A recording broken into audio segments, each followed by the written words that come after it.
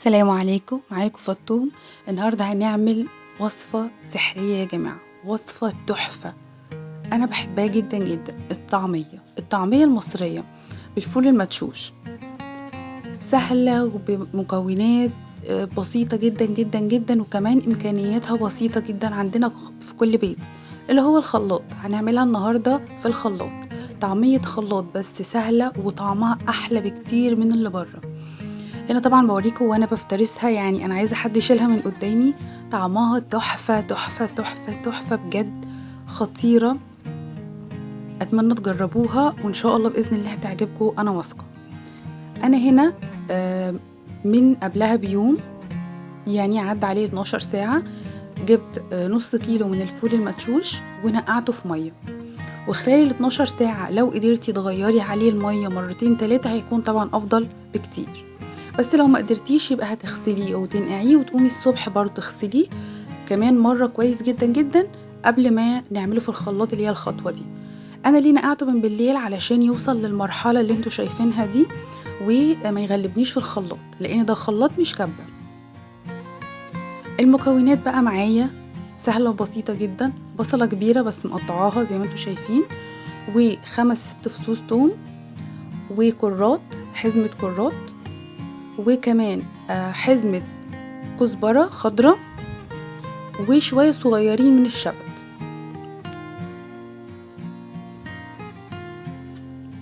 وعندي كمان كوباية من المية. أنا استخدمت في الأول الكوباية دي كلها، وبعدين استخدمت عليها كمان نص كوباية، يعني كوباية ونص من المية. الخلاط بتاعي عادي جدا. أنا بس في هنا خطوة عايزة أقولها. أنا هنا عملت عبارة عن زي طبقات في الخلاط وبشغله، اللي هو بصل وتوم وخضرة وفول مدشوش. انتي ممكن تحطي الفول على الخضرة على البصل، كل ده تعمليه ميكس كده مع بعضه وتحطيه في الخلاط على طول. زي ما انتوا شايفين بدأت انزل الخضرة بتاعتي. بتحبي الطعمية تكون خضرة قوي هتزودي لها كمان شوية خضرة، حباها تكون زي اللون اللي هو طلع معايا ده يبقى امشي بالظبط على الخطوات. وحطيت هنا في الخلاط كمان زي مثلا نص كوباية من الفول المدشوش، وهبدأ احط عليها نص كوباية من المية. ولو عندك الخلاط مش مستجيب للفرم ممكن تزودي مية، المية دي هنتخلص منها وهوريكوا ازاي. هبدأ ان انا اخلط كل المكونات مع بعض، ويا جماعة يكون بالراحة، يعني على الخلاط تشغليه شوية وتفصليه شوية بحيث ان هو ما يسخنش منك مرة واحدة ما تعرفيش تعملي الوصفة بتاعتنا. هبدأ ان انا اخلط شوية ووقف شوية وهكذا بنفس الطريقة. بدأت اول حاجة اتفرمت، نزلت عليها خضرة تاني، بصل تاني، فول مدشوش تاني، وبدأت ان انا افرم لحد ما احس ان الخلاط معايا مش قادر يفرم المكونات. خلاص بفضيه وببدأ احط من اول وجديد تاني في الخلاط. طيب بفضيه في ايه؟ بفضيه في مصفى تكون ضيقة زي اللي انتوا شايفينها دي، عشان انا عايزة المية تنزل اللي انا حطيتها في الفول، بس في نفس الوقت مش عايزة حاجة من الفول تنزل ومن الخضرة، يعني لازم تكون المصفى بتاعتي ضيقة. المية اللي نزلت من الفول حطيتها في الخلاط تاني زي ما انتوا شايفين اللي اتبقت في الطبق ده، ونزلت عليها تاني بنفس المكونات، بصل وتوم وخضرة وفول مدشوش. يعني بتعيدي المكونات تاني زي ما هي. وبعدين لقيت عندي هنا المية في اخر مرحلتين كده تقلت شوية طبعا من النشا اللي في الفول، زودت عليها نص كوباية المية اللي قلتلكوا عليها وحطيتها في الخلاط تاني على الفول بتاعي او على الطعمية بتاعتي. هنا بقى خطوة مهمة جدا يا جماعة، مش هتنجح معاكوا طعمية الخلاط الا بيها. بعد ما بصفي في المصفى الضيقة قوي دي، ببدأ ان انا احطها في مصفى تانية حتى لو اوسع شوية، يعني دي كانت فتحتها اوسع شوية مفيش مشكلة. عندك مصفى ضيقة اكبر برضو حطي فيها هتكون كويسة جدا. الخطوة دي بحطها في المصفى قد ايه؟ بحطها لمدة نص ساعة، ساعة الا ربع، وبسيبها. لو احنا في صيف بنحطها في التلاجة وبنسيبها تحتيها طبق تصفي كل المية. لو احنا في شتا زي كده لا، بتسيبيها بره عادي جدا مش هيحصل لها اي حاجة، غطي عليها وسيبيها. هنا بوريكم ان هي لسه فيها مية، بصوا نزل منها مية قد ايه. يعني تقريبا كوباية مية نزلت منها، يعني كوباية ونص اللي احنا حطيناها في الخلاط اثناء ما كانت بتتخلط تقريبا نزل منها كوباية مية بعد ما صفيتها النص ساعة او ساعة الا ربع. مية نزلت منها كلها، تعتبر الطعمية بتاعتي دلوقتي زي كأنها مضروبة في الكبة، بس هنا الفرق ان هي ناعمة وجميلة جدا. اخدت كده منها حبة صغيرة عشان اجرب ان انا اعمل منها قرص، لقيتها متماسكة وكويسة، عرفت ان هي كده تمام جدا، كده المية نزلت منها. وبنحفظها في الفريزر عادي يا جماعة، وجميلة جميلة جميلة بجد، ما تتحججيش بعد كده ان انتي ما عندكيش كبة. بدأت ان انا بقى افضيها من المصفى عشان هوريكوا سر خطير تاني هيخلي معاكوا الطعمية بتاعة الخلاط ناجحة جدا. انا اولا هشيل منها في الفريزر، فحطيت عليها ملح بس. لما هتطلع من الفريزر وابدأ اشتغل بيها هوريكوا التوابل اللي هحطها عليها. طيب بعد ما حطيت الملح عملت ايه؟ ضربتها كويس جدا جدا جدا جدا بالمضرب اليدوي، ولو عندي مضرب كهربائي اشتغل بيه.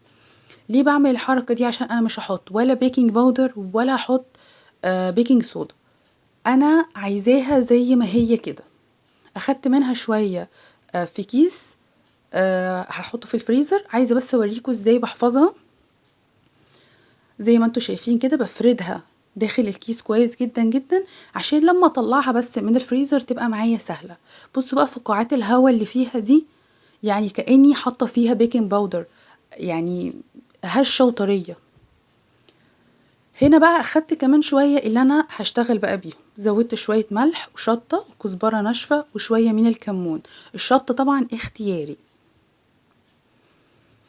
دي كده طعمية عادية جدا. لو انت بقى عايزاها محشية او تحطي فيها حشوة ممكن طبعا تعملي اللي انت عاوزاه. عايزاها محشية بالشطة، عايزاها محشية بالخضروات اللي هي بصلاة صغننة متقطعة وعليها طماطمية صغيرة متقطعة، وتقلبيها في الطعمية قبل ما تحطيها على النار. هنا بقى جبت طبق عندي فيه شوية سمسم وكزبرة ناشفة، كزبرة حب او مطحونة، يعني الاتنين ماشيين وطعمهم حلو جدا. وبعدين في طاسة على النار، طبعا زيت يكون عميق وسخن، وهبدأ انزل فيه الطعمية. بتشكليها بالطريقة اللي عايزاها بمعلقة، راس بايدك، مفيش اي مشكلة. انا عملتها هنا بايدي علشان احط عليها السمسم على الوش والكزبرة زي كده اللي بنشتريها من بره. وبدأت اقليها بالطريقة اللي انتوا شايفينها، وما بتاخدش وقت ابدا على النار.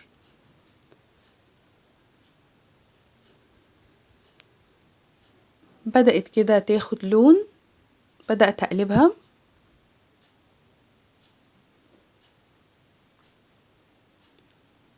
زي ما انتوا شايفين كده.